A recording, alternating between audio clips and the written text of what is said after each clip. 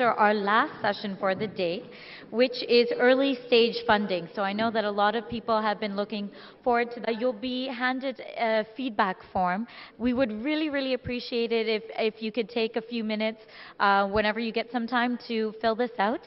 As you know, it's a first time effort for e-tailing India to have this conference, and we do want to continue this, make it an annual trend, as well as do it in many cities. So your feedback, because of that, is really important to us. There's a section down at the bottom for any additional comments. Might I suggest you do it in that stop, start, and continue manner. If there's anything you want to see that we can start, tell us. If there's anything we should stop, let us know. And if there's a particular thing that you really enjoyed and want us to continue, we'd love to hear from you.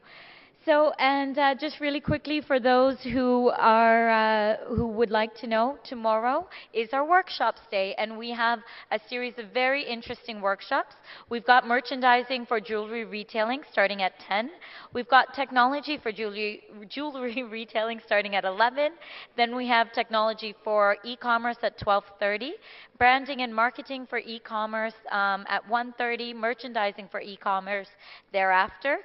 Early stage funding, so there's a whole session on that tomorrow, or workshop on that tomorrow as well.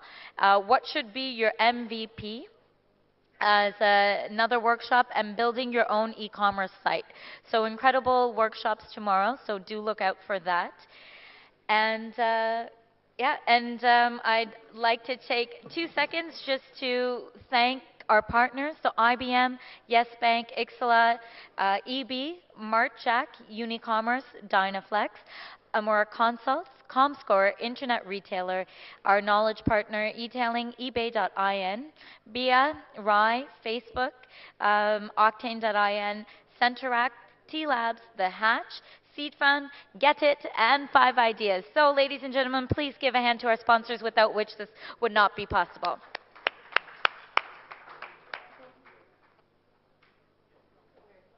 Right. I was just reminded that, so you know, after you fill out your feedback forms, as you exit from the pre-event area, there will be a fishbowl where you can drop those feedback forms into before you leave. And now, without further ado and without any more announcements, we'll move on to early stage funding, which focuses on the role of ideation and early stage funding in India. The panel will discuss key trends, challenges, opportunities, and discuss the needs of entrepreneurs as well as investors in the entire investment cycle. We have a wonderful panel, expert panel lined up to speak to you about that. So I will introduce them now, and I'd request them to just make their way up as I say their names. We have Prajakat Rao from The Hatch. We have Gaurav Kachru from the co-founder of 5Ideas. We have Anirudh Suri from India Internet Fund, and our moderator for this session is Tarun Dabda from Matrix Partners. So please give a warm welcome to all of our panelists and moderators. And Tarun, I'll hand over this session to you. Sure. Am I audible? Okay, just a quick sense to get what the audience here is like. I'll just start with to get a sense of where people are and what topics we'd be focusing on. Just a quick show of hands in terms of who's already a first-time entrepreneur, who's planning to start up. Anyone can just just show of hands. First-generation entrepreneurs over here. Okay. So this is what people who are planning to start up. Sorry, Tarun. The question was: these were the first-time entrepreneurs? First generation entrepreneurs. Yeah. Okay, and people planning to start up? Okay, great. That's very encouraging. Okay, so I'm going to just start with a quick introduction. Maybe we can just go around the panel and do a quick 2-minute introduction, and after that we'll get into the panel discussion. Yeah, my name is Prajakat Rao. I'm one of the co-founders of The Hatch. We are an accelerator and incubator, which means we work with companies or people at the concept stage level. We help them build a good business case and a business model around it. And we put a little bit of money in them to get them started off. So that's what we do. We help them build a business to a level where they will then be able to get money from VCs or early stage funds. Hi, I'm Gaurav Kachru. I am a founder partner at 5Ideas Startup Superfuel Fund. We are an early stage seed fund. We try and bring a mix of social, human, and financial capital. We've tried to adopt some of the best practices from the accelerator stage that we've seen across the globe and brought that to the seed investment stage. So we have great focus on mentoring and helping startups bridge the gaps and the businesses from a human perspective that they have, in addition to the financial capital that we provide. As a composition, we're all ex-entrepreneurs and recent ex-entrepreneurs. So yeah, we're hoping that we can add value to the people we work with. Thank you. Hi, I'm Anirudh. Hi, I'm Anirudh Suri. I run India Internet Fund. We're basically an early stage fund focused exclusively on internet, mobile, tech startups. We are US and India based. So I have two partners based in New York and Boston, and I run the fund out of Bombay. We have a strong, while we look at pure India plays, also we have a strong US-India focus. We try and help facilitate Indian companies, Indian products, Indian entrepreneurs who are building products that could target the US market. We help them move there, we help them expand to the US.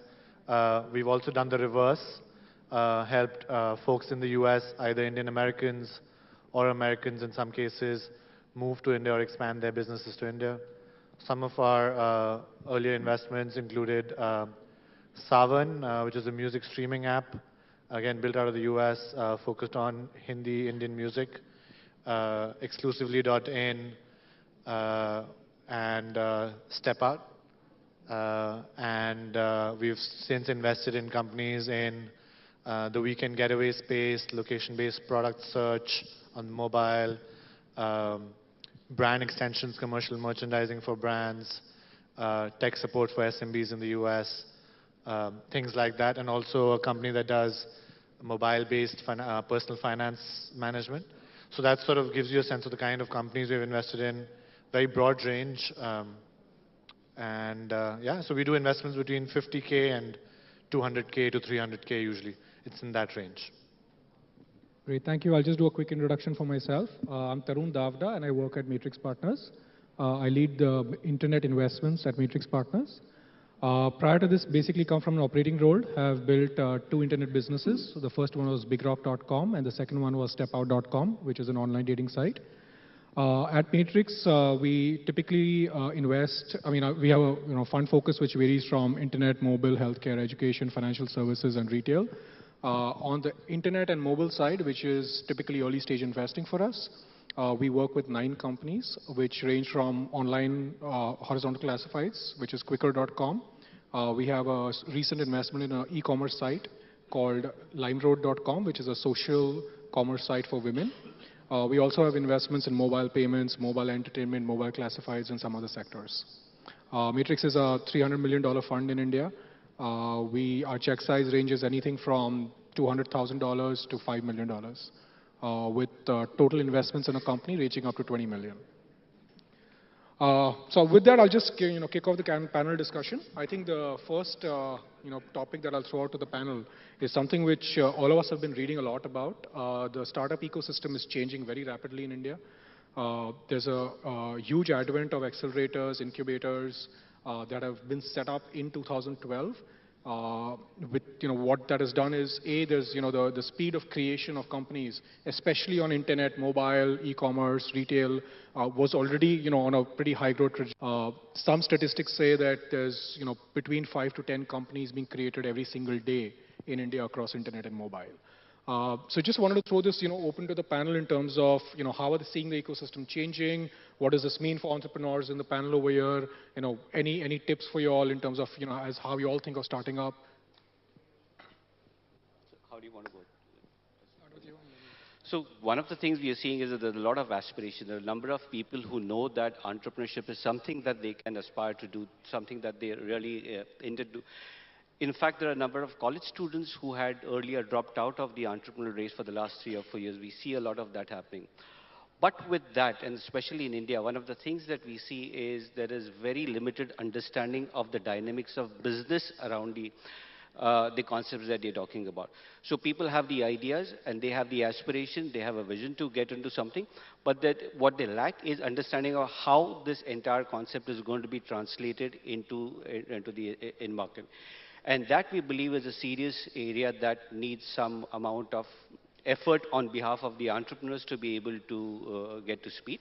And there is a need from our side, which is the ecosystem side, to be able to come and tell the entrepreneurs what is it that makes strong businesses, what are the kind of things that you will need to do to be able to get into that. So our view is that the dynamics of business is something that needs to be really looked at, and that's weak in our view at this current point of time. But we're seeing a number of people thinking of businesses and getting out and becoming entrepreneurs. So let me add to that. There's been this general doom and gloom about e-commerce across we've talked about, heard about, and all of that. First, let me tell you this: all you guys who are aspiring to start, there has never been a better time to start a business, an e-commerce business, or any digital business in this country till now. For the first time, you've got an ecosystem or the semblance of an ecosystem which honestly did not exist when we were trying to start our businesses 3 to 4 years ago, right? We've seen close to 5 businesses start over the last 4 or 5 years in which we've closely run, with this Fashion New, Deals and New, other businesses in the ecosystem. And today, looking from an investor's point of view, I promise you that the number of options that are available to people who are looking to start businesses is so much phenomenally higher than used to be. So this is the right time to start. The second thing that's fallen into place, other than the fact that there is this new layer of funding that has come in with players like Prajath and so on and so forth, is that in addition to making that space a little more professionalized, and with more consistent norms around how to value, groom, mentor businesses, there has also been this great layer of mentoring that has got created at that level, which gives fresh entrepreneurs, or let's say the most promising of the fresh entrepreneurs, access to some of the best minds in the internet space in India and abroad. So I think that's a huge difference in terms of accelerating the maturity of young startups, vis-a-vis what used to happen, let's say, 4 years back, where you had to figure it out on your own. Right? So I think that's the second big difference that's happened. I think third, as we step out of the first stage, post-POC concept, there are young funds like IIG over here, 5 Ideas, Bloom's raised another round, right? So there are young funds and some old players who are now focusing a lot more in that space, creating opportunities for businesses that come out, quality businesses that come out, right, to that stage and have a proven proof of concept, customer proof of concept, to take them to the next stage. So, all in all, I think it's a great time. And by the time you guys get to your Series A, we're hoping that Tarun and Matrix and all the other guys at that stage will start thinking India's super boom time again. We're always thinking India super boom. So that's my perspective, on how I think the ecosystem has changed. Yeah, if I may just start, one of the important points that Gaurav has made is that mentoring has got organized. Earlier, mentoring meant that going to a Thai session and getting a 1 hour of interaction with somebody and getting a top of the, hat kind of a perspective. But I think with the accelerators and the incubators coming in, one of the biggest benefits that ecosystem adds to you is that a lot of understanding about how a business case, business model, business plan needs to be executed. A lot of perspective comes from a tremendous amount of experience, and these are fairly long duration programs. It's not a 1 hour session, it's a 3-month or even extending up to a year kind of a program. And that's the biggest difference that we've seen in the last 1 year. There are at least 10 to 12 accelerators and incubators that have come in, and most of them are looking across the sector. There is hardly any, or maybe 1 or 2 sector-specific one, but everybody is looking across the sector, and that's a big positive for the ecosystem. So I'll add a couple of things. I think I agree with most of what's been said. I think good time to start, obviously, probably the best time to start. Good support network, good ecosystem that's been built out of the last few years. One of the very interesting trends we've seen, which I think bodes very well for India as a sort of hotbed of startups, is a lot of companies a lot of product-based companies are now looking at the US as a key market. I think there's been some pessimism around the Indian consumer, both on the actually B2B and B2C side, where a lot of startups have not seen the kind of traction they expected to see or the number of paying merchants that they expected to see. And oftentimes, they just find that their product is much more suited for a more developed internet market like the US. So we've seen a lot of products now coming out that are, in our mind, world class or close to world class, where the entrepreneurs themselves are now thinking global, believing in that global market story, and we are finding it a very good trend, obviously for us also, where we can help some of these startups, some of these product-based companies really go attack the US market. So I think that's one very interesting trend we are seeing, and I expect that to keep growing. I think with the amount of sophistication that's entering, I think the startup ecosystem in India. That's one thing, good thing that I have to add. The other thing, the word of caution I'll add. My partner from New York was also here a couple of weeks ago, and we spent about a couple of weeks meeting a lot of players in the ecosystem. One of the things that we heard across the board from both the mentors and the investors and the folks who started accelerators and incubators and early stage funds, as well as startups, and one thing we observed was even the mentorship ecosystem is evolving. So to budding entrepreneurs in the audience, the word of caution is don't take every piece of advice that you get from us or from any other mentor out there. And not to sort of say anything that there aren't good mentors and good investors out there, but take everything with a pinch of salt and also find the right mentors. It's good to find mentors, but it's actually very important to find the right mentors. So if you are in the internet space and your mentor has never built an internet business, be careful. That said, the other very good thing that I tell and think about myself also is we tend to think of the internet market as something dynamic, sort of drastically different from old school businesses. And I can tell you some of the best principles I've learned that we've applied to portfolio companies has been from people from traditional industries like sugar and traditional retail. So always also be looking for insights and lessons from traditional businesses that have been developed over sort of decades.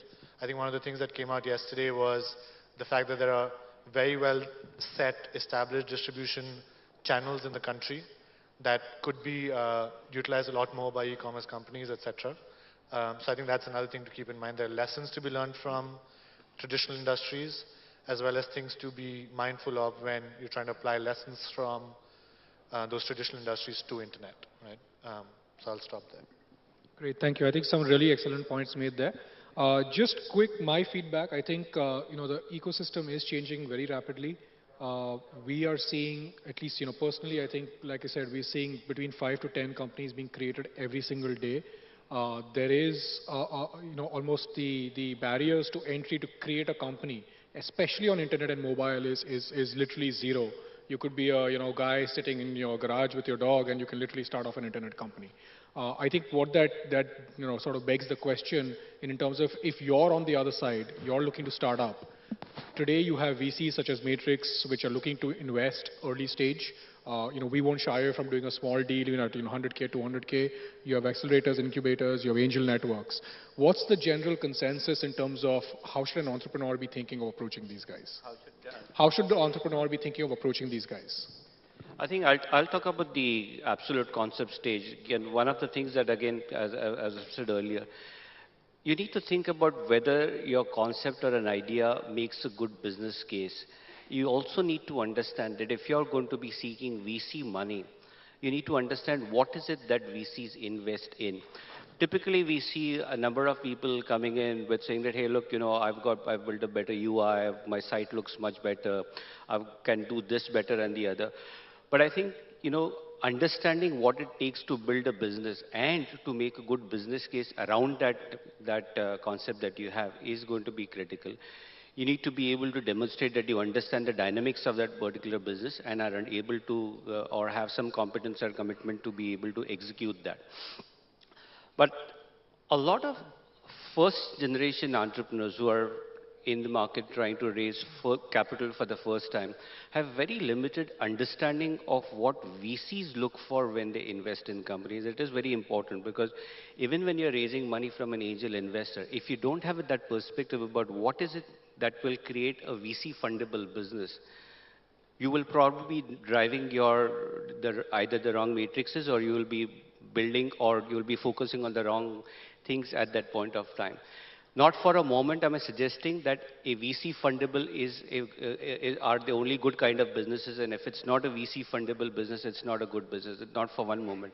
But if VC is your choice of raising funds, you need to understand what are the parameters that they would be evaluating your business on, even if it is 3 years down the line, because that's the only way you will be able to be accepted by even the angel guy. And that's an area that I feel currently is where our entrepreneurs are very, very weak on.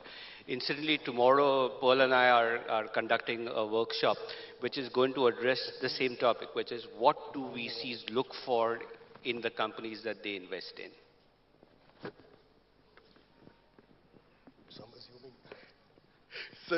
So let me start by saying this, that I think entrepreneurs, when it comes to picking between various participants in the industry, each set of participants, and when I say participants, I'll break it up into 5 broad pieces, right? There are individual angels, there are what we call accelerators, there are what we call angel networks, there are seed funds, and there's venture capital businesses. So I'm kind of breaking it up into 5 broad participants, right? And in those 5 participants, I'd really say the first 2, 3 participants play primarily in the stage which is, let's say, concept, prototype, beta, alpha/beta, right? That's the stage at which they'll put in most of the money, especially the first 2, right? Angel networks actually stretch on both sides, so therefore, they're fairly flexible, right? But the first 2 primarily play, if your business is actually in those stages, the right people to go to are one of those 2 players in the ecosystem. If your business is actually at the proof of concept stage, iteration to what you call find scalable economics stage, or you've kind of been able to substantiate, scalable unit economics, right? Then you play with the seed fund, maybe with early stage venture capital. If like Matrix sometimes gets into deals at an earlier stage, Lightspeed has in the past, I know for sure, right? People like us. IIG, 5 Ideas, Bloom, right? I think these people, and so these are the people you approach primarily for this space, if your business is in that stage. That being said, there are overlaps in each one of these, and the way to approach those overlaps are what do you need as an entrepreneur to succeed, and what does a particular business, what does a particular fund bring? Let me give a very, it's seemingly personal, and I'm going to use the 3 of us as scapegoats, and I'm going to generalize, so please forgive me if I'm way off the mark. So, for example, if there's a business, right, that has a very strong play, right, in the US, or is a concept that would appeal more to an audience like the US audience rather than the Indian audience, right, then maybe his fund is more focused towards building that out today than my fund is, right? If in case you're looking for a more financial investment and the ability to back that investment in subsequent rounds, maybe Matrix is the right guy to go to. If you're looking for an opportunity where you want the experienced entrepreneurs to work with you to build your business out on spaces which you think you might be weak on and not make the mistakes that other people may have made, right? Then you come to a 5 Ideas, which is a super mentor network and ex-entrepreneurs working with you on a day-to-day basis to make your business successful, right? But each one of those is a different value proposition and brings different value to your individual business. So please make intelligent decisions when you pick a partner, and not just a valuation or the fact that he's giving me money, right? Because it is a long-term relationship you're getting into. If in case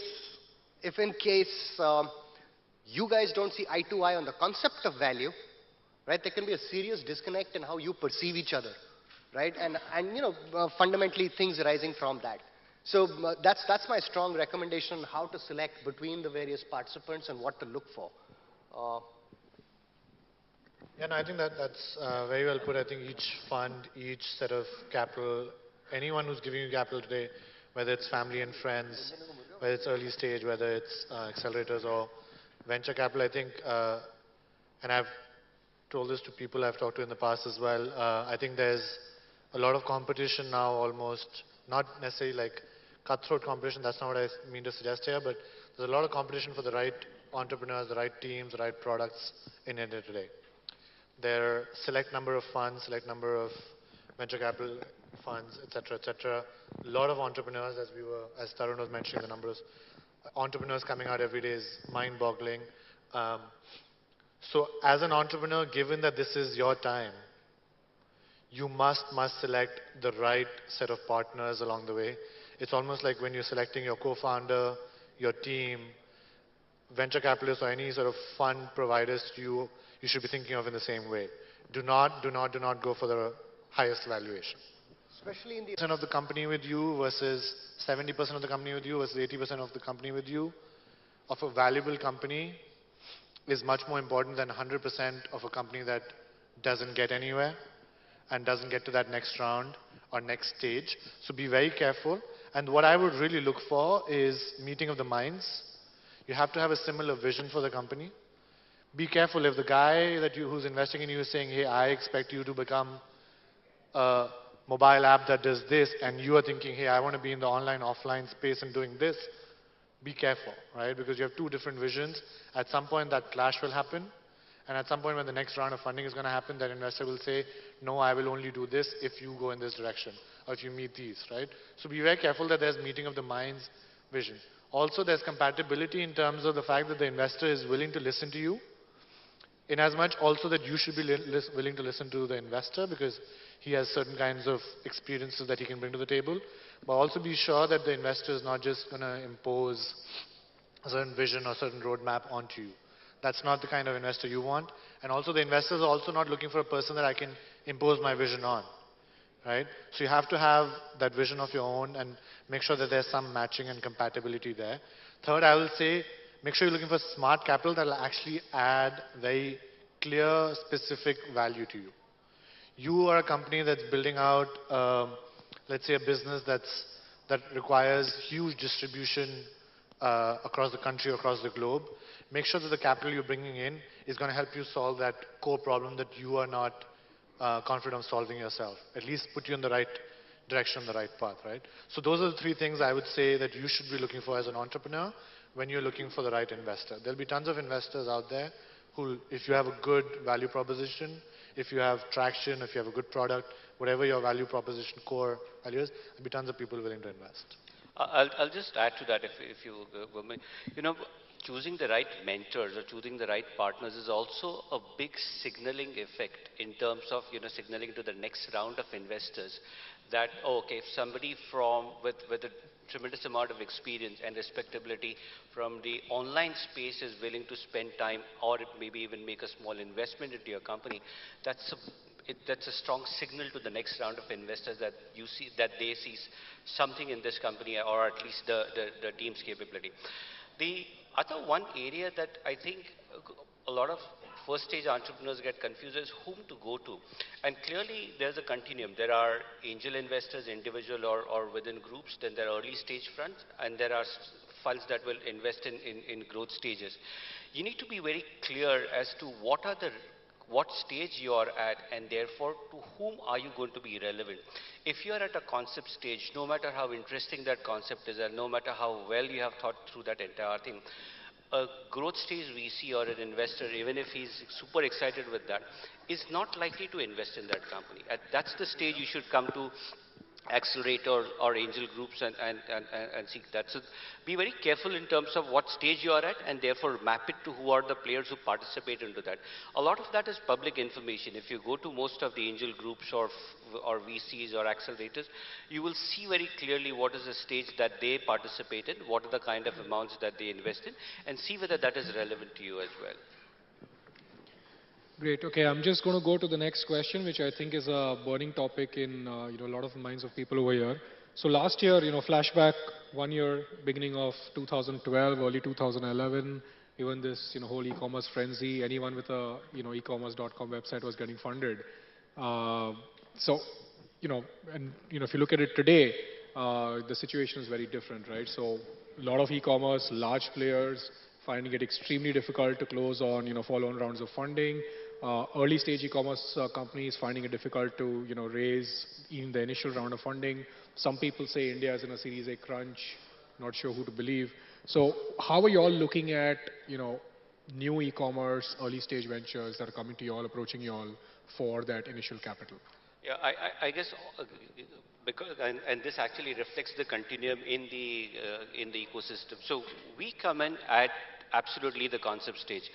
We say our target audience is the two people in a PowerPoint stage company. People who are saying, "Aise kuch karne ja raha ho, do you think you will help me? You will be able to help me build a business around it?" At that stage, we don't look at business plans because the business plans are going to be raw and they are going to be in many cases impractical. So what do we look at? We have three parameters on the basis of which we decide to accept companies into our program, either the accelerator or the incubator program. A, do we believe that this is a concept that can scale and eventually VCs will be interested in investing in it? So that's the first criteria. We don't look at the business plan, whether that reflects that. We just look at the concept and say, is this something that we intuitively feel will be fundable?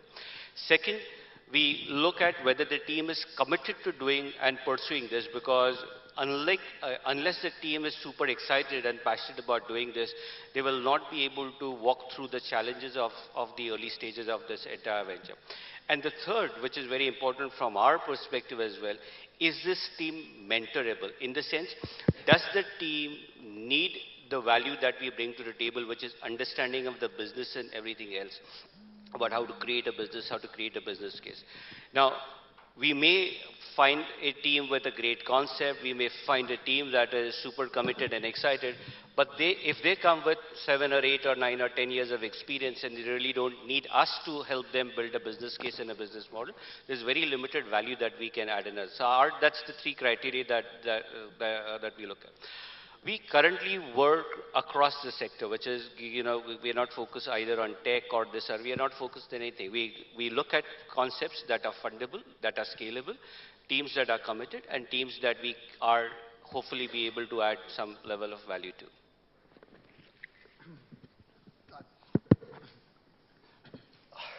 So I'm sorry, I'm going to take a very contrarian position, which I don't think it's a bad time for e-commerce. Fundamentally, I think this is exactly how the venture capital cycle works. Over the last 2 years, we've seen tons and tons of companies get funded with a large amount of capital.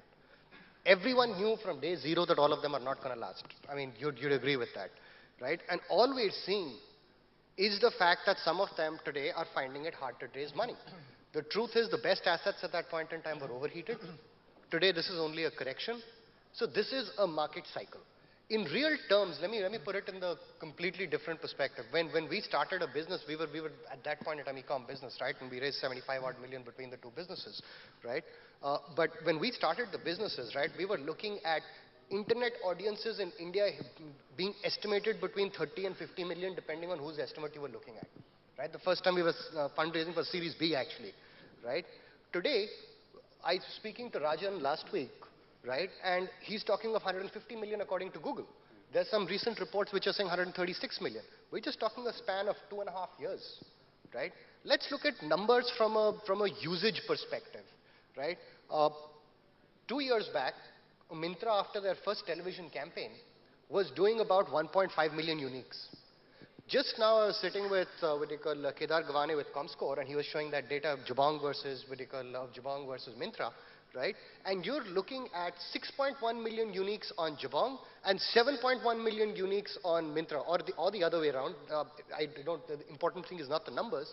And what was incredible was the overlap was just 2.1 million, right? So you're talking just between these two portals, right, of 10 million plus unique people, right, who are visiting just those two sites. That's 30% of the internet population, and that time internet was defined as somebody who opens internet once in a month, right? So that is how far it's come along. I mean, so if somebody says that, oh, the world is crashing and e-commerce is in trouble, it's not. Reality is, things are good, right? Things are good. Is there a tough funding environment? Yes, it's a correction. The fact is, assets in India were priced almost 3 to 4x the norm that would be priced in the West at that point in time, right? And there's a VC guy over here who can correct me if I'm wrong, right? But that's a fact, right? The number of assets that got funded because VCs were basically saying, it's an early stage bet, let's put it out there, right? Were several. And everyone knew that either it'll consolidate or those assets will die. All we're seeing is the fallout of what happened over the last 2-3 years in the funding environment. It's natural in the venture capital cycle. And I don't think there's any looming crisis on Indian internet, right? Please be rest assured, we will look at intelligent plays in the e-commerce space also and continue to fund them. Though I think the horizontal plays are terribly expensive. And I don't think they make sense per se from a funding perspective for someone like a seed fund like us. But niche e-commerce plays, even today, are extremely interesting to us. That being said, I think I've... Yeah, no, so we also, I mean, I think he's laid out what's happening in the industry well, but we at IIG also looking primarily at niche plays, but the word of caution, niche e-commerce plays right now are not horizontal, but the word of caution I will lay out, so he's painted a very nice picture of the fact that there are 15 million people across Myntra and Jabong who are visiting those sites, but as you guys are starting out your specifically e-commerce ventures, at least learn from the mistakes that these guys have made. No one will fund the same mistakes twice, I hope. So don't make the same mistakes again. Learn from the fact that millions and millions of dollars have been spent on learning certain things about the Indian customer, cost of customer acquisition, supply chain, logistics, all of these things that people have been debating about in this conference as well. Learn from those mistakes. So if you are coming up with an e-commerce play, make sure that you're coming up with interesting ways to tackle some of these issues. We are very bullish on enablers, supporters of e-commerce, service providers to e-commerce, even though those seem less Amazon-esque companies and seem that companies will not be as huge as some of these companies, but they're still very attractive plays for folks to be looking at. That said, I think hope is obviously always there, but be smart about it, be intelligent about it. I think everyone's made some great points. At Matrix, we continue to be excited by e-commerce. I think what we try to stay away from is inventory-led e-commerce. I think three, just 2 or 3 sort of summarizing. I think people didn't realize, A, how much capital it takes to build an e-commerce business. Some of these, businesses have raised, upwards of $100, $150 million and still not have reached profitability. So I think that's the big sort of realization that everybody's had. Second, if you're out there trying to build a Me Too e-commerce site, chances of you getting funded are going to be low. Yes, there are niche plays available, and we continue to be excited by some of those. But if there is no differentiation, so if you're going to be the 7th baby site or the 4th lingerie site or the 20th some other site, I think the chances of you being able to overtake them are going to be very low. Right? Because some of them have been there, they've learned their lessons, they've raised a bunch of capital in many cases, and so they have deeper pockets to outspend you. Customer acquisition costs on internet, on e-commerce, all of us have seen, can be extremely high. Right? So just because you don't have real estate and some other things, that doesn't mean that it's cheap to build an e-commerce business. So we continue to be excited about marketplace models. We continue to be excited about e-commerce models that leverage the power of social, that this whole sort of social networking revolution that's happening in India. So we recently funded an e-commerce website called limeroad.com. The speaker was here earlier this morning, so some of you must have attended this session. That's really taking social commerce for women and trying to build that out in a meaningful way. Right? So it's saying that, okay, we have all these women, some of them are extremely fashion conscious, some of them want to sort of express their interest in fashion. How do we take that trend, allow them to create their own collections and share it on Facebook and the other social streams in order to reduce the cost of customer acquisition? So if you've not checked out that website, check it out. Those are the kind of plays, like Anirudh mentioned. There are a lot of niche plays that are out there which are definitely fundable. But I don't believe that there is scope for building another Me Too e-commerce site. And that take a different approach to customer acquisition or to logistics or to distribution, right? So youthful exuberance can make you think, oh, I will somehow solve the problem of customer acquisition costs. be mindful. That's all I think we're all saying. And Tarun, when you say Me Too e-commerce play, you mean a horizontal e-commerce play? Horizontal, Because even some of the vertical guys, right? They all have scaled, they've raised a ton of So, yeah, so- capital, you know. okay, so this brings up an interesting I point mean, if about there's no business model differentiation. innovation beyond what already exists, So it brings I up an think it's interesting difficult. point about differentiation, right? And people keep, we see a lot of businesses which say that their product is differentiated. But I have a very crude and basic test for it. Either it has to significantly impact the savings I make, right, as an end consumer, or it has to significantly impact the way I can consume it on a convenience factor, right? That I can, sitting in bed, I happily get my groceries, right, as an example, right? Or it has to significantly impact my prestige. In the absence of any of those three, right, there is no real differentiation. And let me, and the businesses which are, people talk about loyalty and repeat factor. There is no loyal customer in India.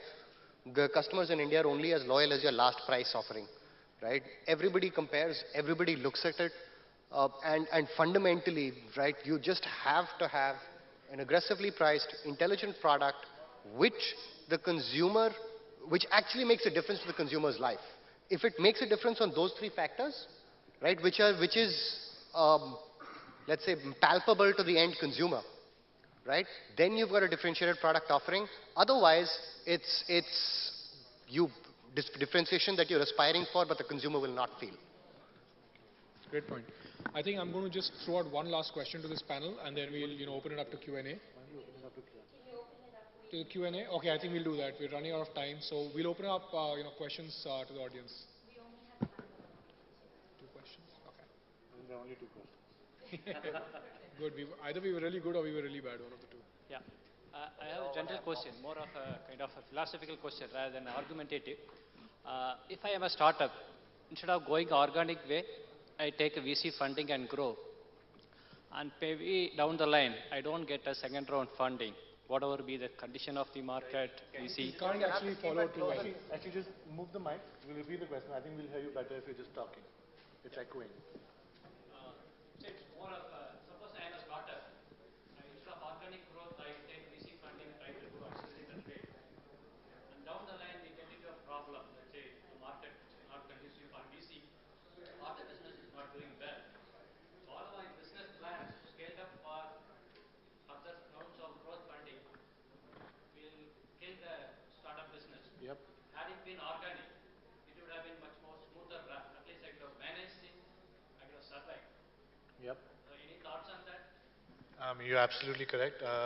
If you don't need funding, if you can come up with a business model where you can have internal cash flows of the business fund further growth, as long as you're not limiting your growth just because you're not putting in more capital, I would say, that's a great way to build a business. A lot of the best businesses in this country, look at the top industrial groups, none of them were built with venture capital, right?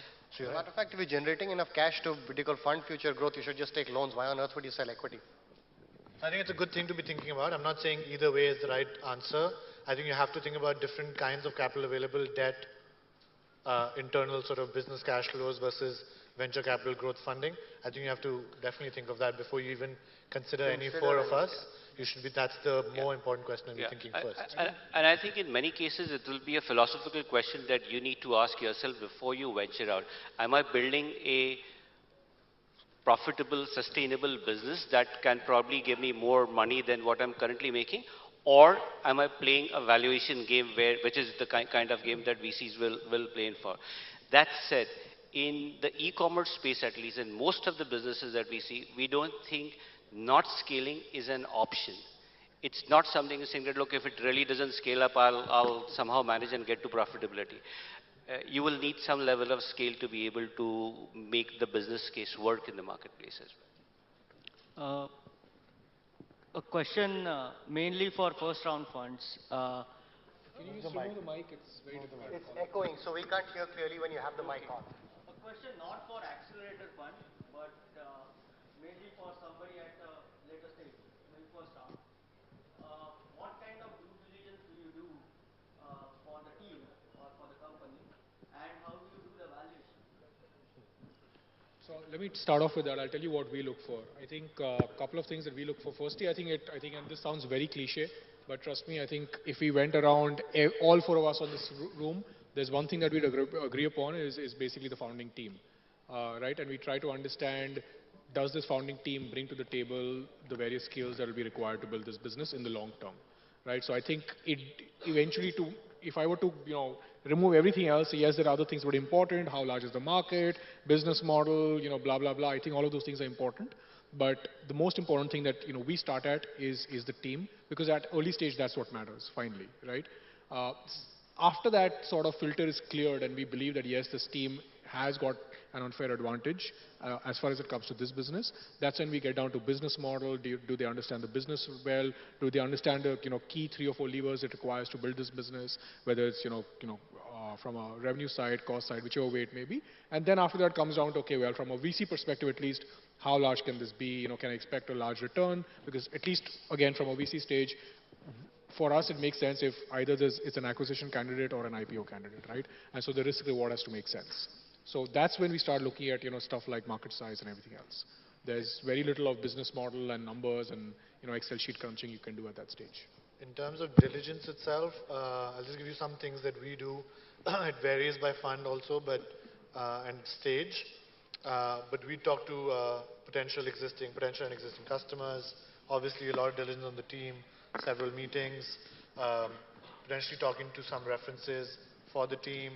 But mainly, I think the way to do the diligence is to test out whether the product you have is actually getting the kind of acceptance you claiming it'll have, or it's already having. Internal due diligence on the team.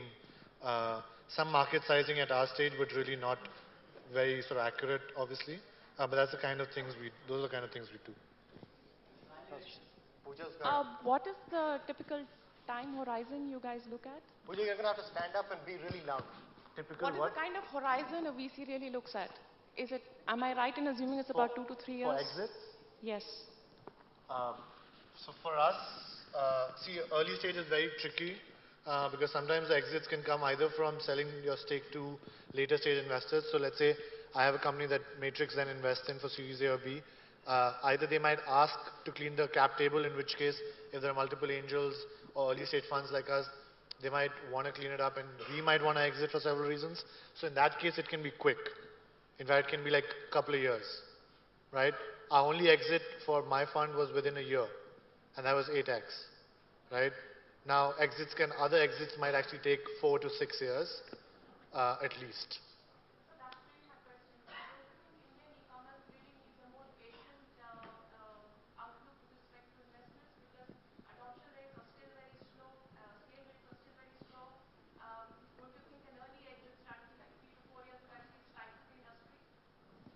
So I think the way the venture capital industry is structured, typically all of us work on this 10-year cycle, right? So you raise a fund and you spend the first 3 to 4 to 5 years in investing, and then you spend the next 5 to 7 years figuring out a way to grow the business to a point that you can exit. So for us, at least as a VC fund, I would say our time horizon is anywhere from 5 years to 10 years. Which we believe is large enough.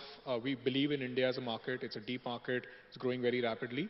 We think 5 to 10 years gives a reasonable time frame for an entrepreneur to figure out a way to take the business to the next level, whether it's an acquisition, whether it's investment by a larger private equity fund, whether it's strategic sort of option or an IPO. Okay,